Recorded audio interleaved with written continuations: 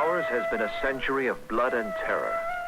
And yet of all the convulsions of our time, the one we heeded least was the revolution in bloodiest and most terrible of all. Entire civilization blown apart.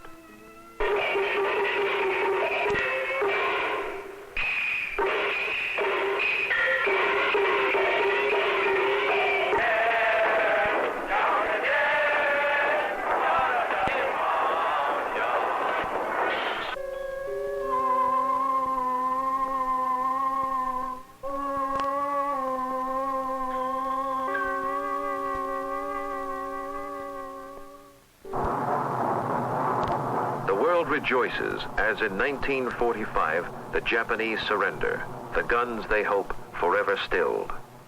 To sign the document of surrender aboard the Missouri, the Allies invite Japan's first victim, China.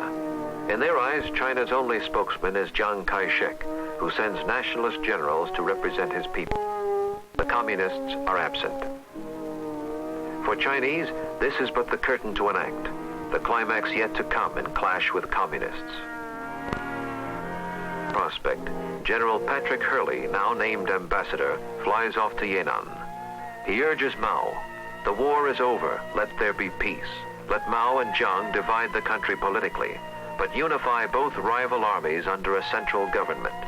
America will underwrite the deal. Hurley puts a plane at Mao's disposal to explore the proposition in Chongqing.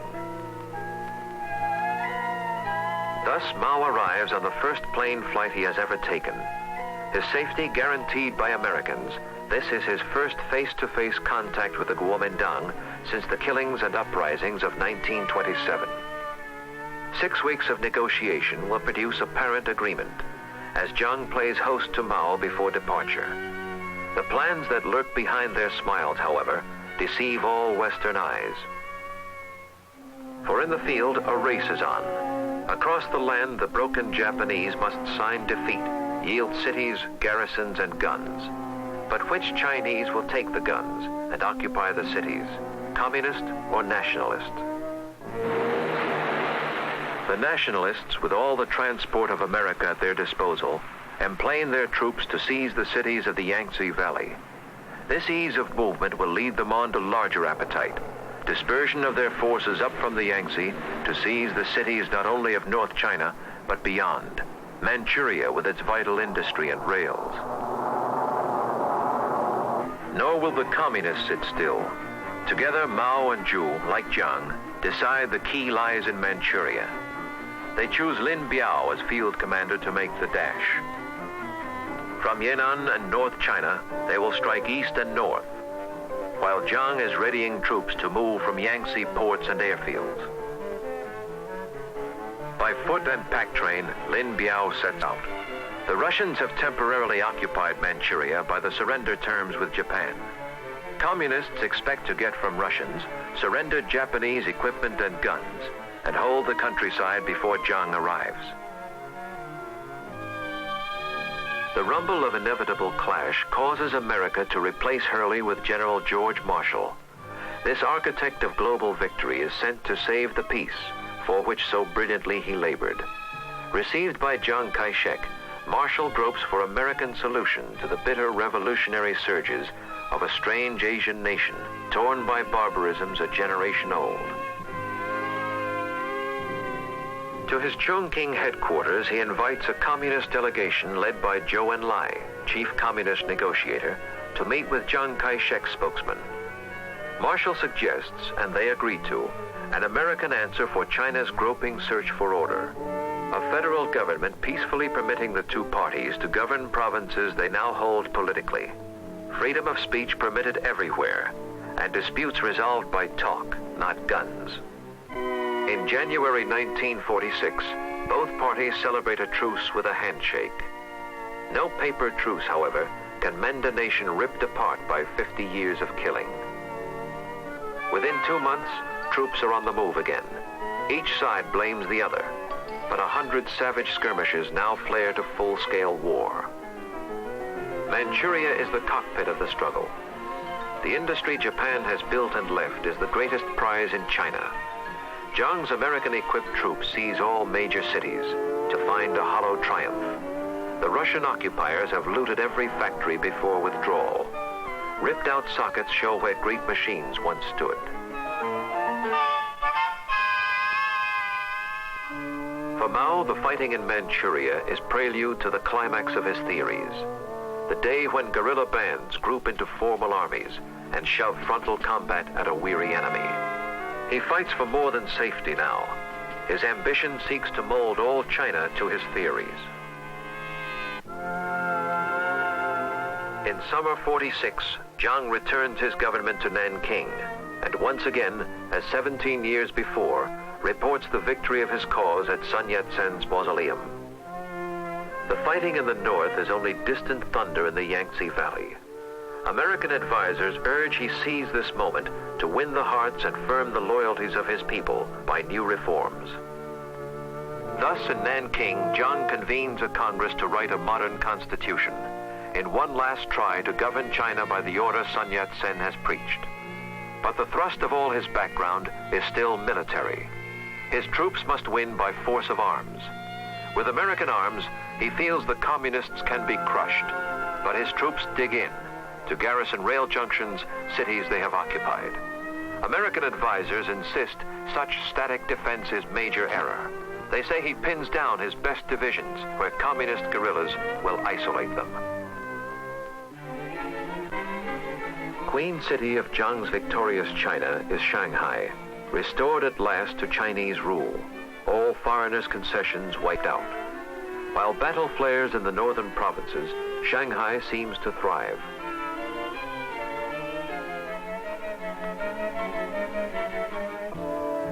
The long war's dislocation has filled the streets with hungry refugees and homeless laborers, who offer muscle energy for little more than rice to feed them. But after 50 years of suffering, such sights are almost normal.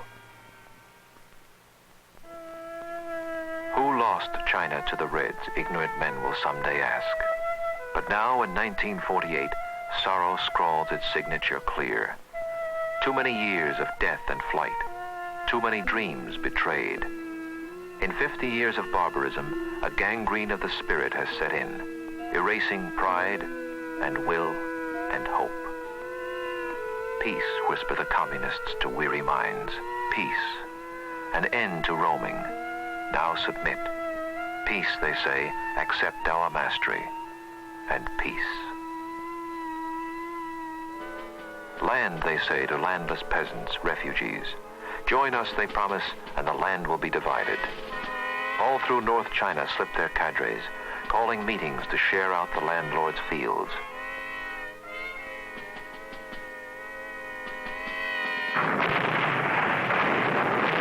In summer 1948, Mao makes his master move. Assault by frontal armies in Manchuria. Guerrilla bands emerge from hiding, form up in full divisions, equipped with captured tanks, artillery, and guns. Jiang's garrisons are isolated by ruptured railways, hostile peasants. November 1948, Manchuria falls.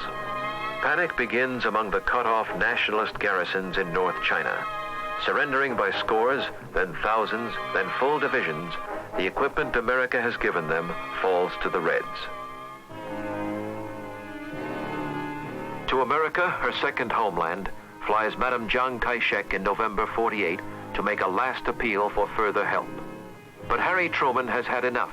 Reluctantly, he tells her American involvement must end.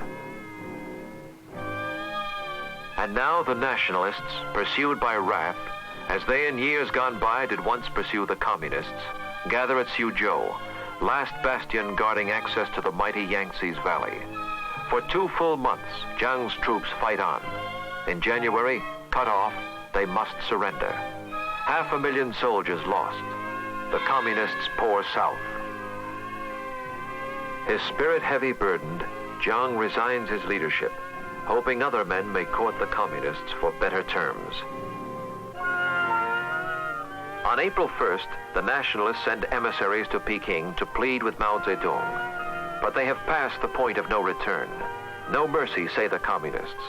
The new mandate of heaven requires all Nationalists to lay down arms within 3 weeks. 3 weeks later to the day, the communists uncoil to cross the Yangtze.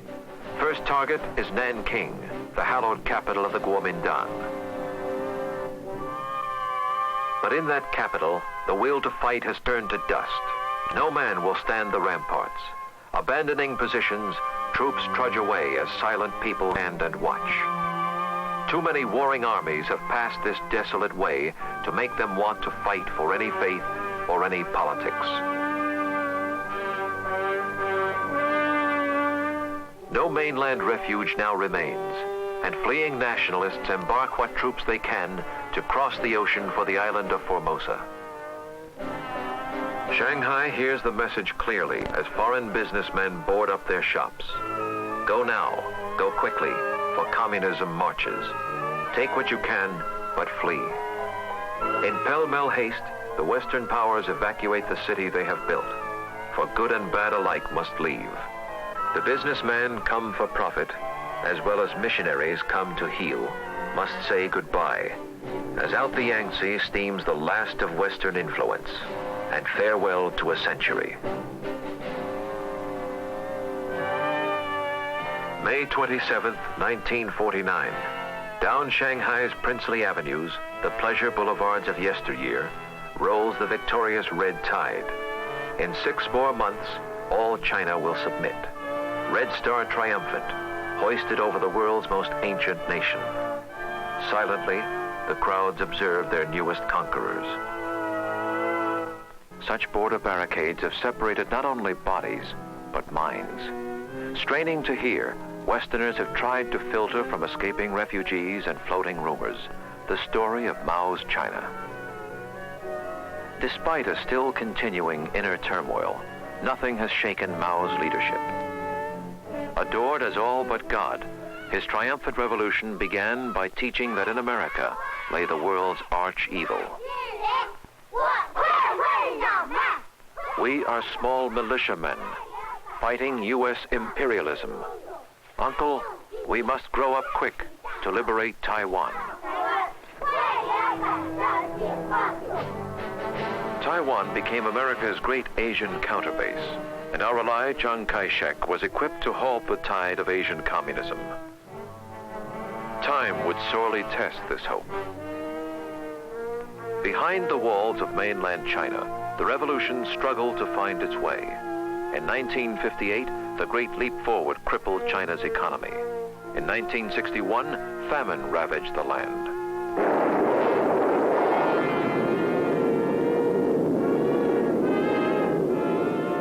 In 1964, they kindled this atomic bomb. Then came missiles.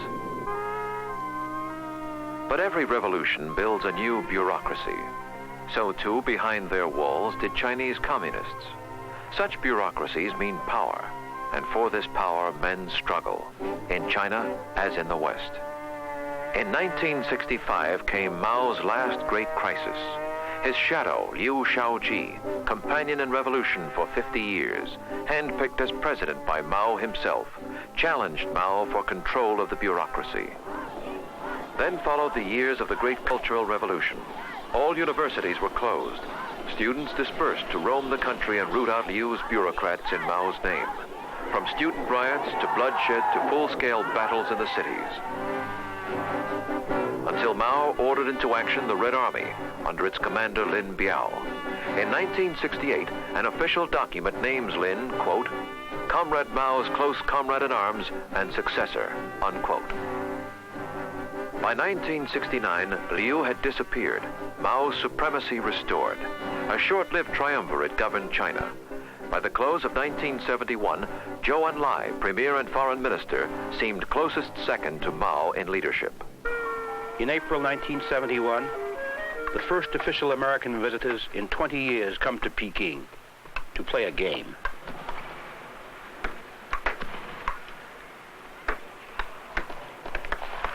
This is not, however, a game only for table stakes. A much larger game is involved as dialogue between the world's two great powers resumes. We have a saying in the United States, too. Good friends can be found anywhere, and we welcome them to our country. In 1945, Joe had asked that he and Mao Zedong be allowed to fly to America and present their case about the Chinese Civil War to President Harry Truman in Washington. They had been rebuffed. America's president did travel to meet Joe. Good evening. I have requested this television time tonight to announce a major development in our efforts to build a lasting peace in the world. As I have pointed out on a number of occasions over the past 3 years, there can be no stable and enduring peace without the participation of the People's Republic of China and its 750 million people. Slowly, the sharp-cut silhouettes of black and white by which the Western view of China has been shaped, the images of good and bad, have melted into vivid, changing colors. Bicycles now crowd the streets of Peking, an indicator of clearly better times for ordinary Chinese. From wallboard bulletins like these, called Dazibao, Peking gets its freshest news, along with thought and doctrine from Mao Zedong. China's industry grows. From less than 2 million tons of steel capacity at the time of the communist takeover, China, it is said, now produces 8 times as much. In the fields, where 80% of all Chinese still work the soil, they share in communes, the land that communism promised them. Students are back in colleges, reopened after 5 years upheaval, but enrollments have been slashed. Here at Peking University, the roster has been cut from 9,000 to 2,600. Screened for political background and reliability, such students march no more to riots. To talk to such people is difficult, but translation itself betrays ideas with words. Example, we say individualism. In Chinese translation, it comes out Koranjui, which means every man for himself. Or our hallowed word liberty. In Chinese translation, it reads ziyo, meaning self-will, with a connotation of reckless willfulness or license. Such ideas are alien to Mao.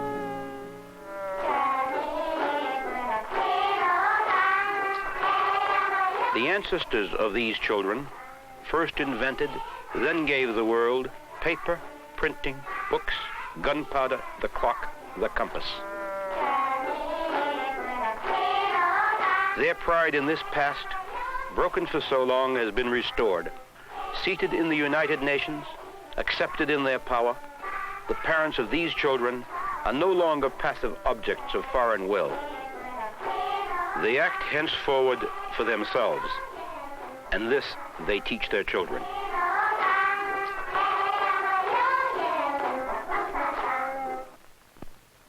It does no good to mourn the past, or try to wave the blame both on theirs, what's between us.